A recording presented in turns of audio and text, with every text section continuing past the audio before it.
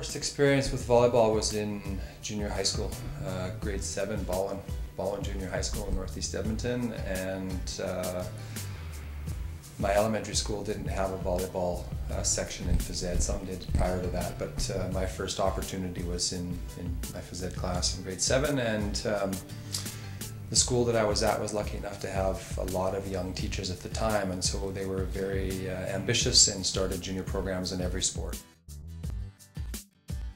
From a pure sport perspective, I was a baseball guy, and so I don't have one particular image in my head, but Johnny Bench was my favorite player at the time, and it's more a story of him. There was a young pitcher that came into the major leagues that all he wanted to do was throw fastballs. He thought he was going to be the guy, and very similar to some of the movies you've seen where the young stud comes into the game, and Bench kept giving him signals, and I don't know if I have the vision of this in my head or if I just remember reading the story, but it's a story that stuck with me. He kept shaking off different pitches and wanted to throw his fastball, and so at one point in one of the games, Johnny Bench took off his mitt and caught his fastball barehanded and threw the ball back to him, and that to me is probably, as a young boy, the thing I remember most about baseball. The thing that I used to use to energize myself as an athlete was the final point when the Bears won the CIS championship in 1981. I have a flashback of that, and to this day, even when I'm still playing Masters, whenever I get a chance to do that, and I feel like I need a little boost, I think back to that point, and I play it back in my head, the final point, and that it even now still sends goosebumps on my spine. I always imagined myself being Johnny Bench, and as time went on, I got introduced to a bunch of other sports once I got to junior high school, and I loved them all. I did as much as I could, and volleyball sort of took over for me. The changing point, I think, when I decided I was going to become a volleyball player was Jasper Volleyball Camp in 1974. Hugh Hoyles had started this camp, and I was lucky enough to go to the first two they ever had. And although I was quite small, I really loved what they did, and had an opportunity to work with some Japanese coaches at that camp, and I got the hook and have had it ever since. As an athlete, it was pasta.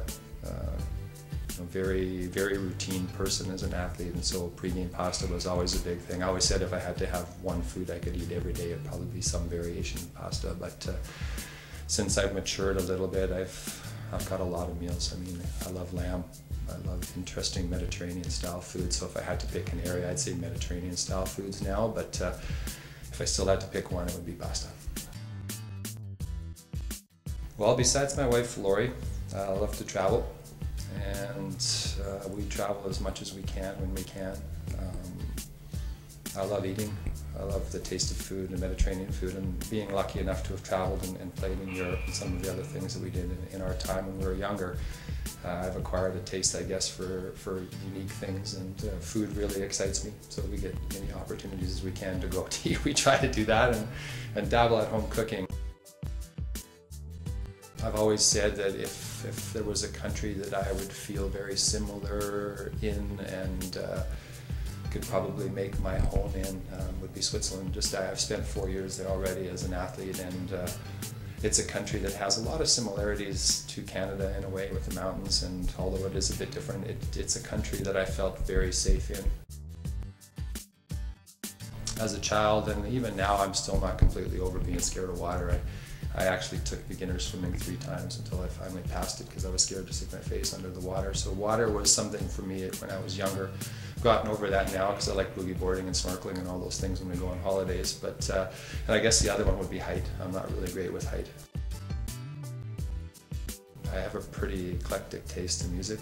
I love reggae, I love R&B, and there's a whole bunch of things that I enjoy listening to. So I don't really have one that I think I'd say I'm embarrassed to have, just because they were all purchased for certain periods of my life, and at that time I thought they were great. I'd like to think that my family and friends would think I'm caring. I have a soft side, so outside of talking a lot, I hope that would be the other characteristic that most people would bring up. And my wife has always told me I'm very unique, sometimes in appearance, but also just because of I guess the eclectic things that are in my life, the things that I like to do. I was a Ukrainian dancer, I like sport, there's a lot of different things.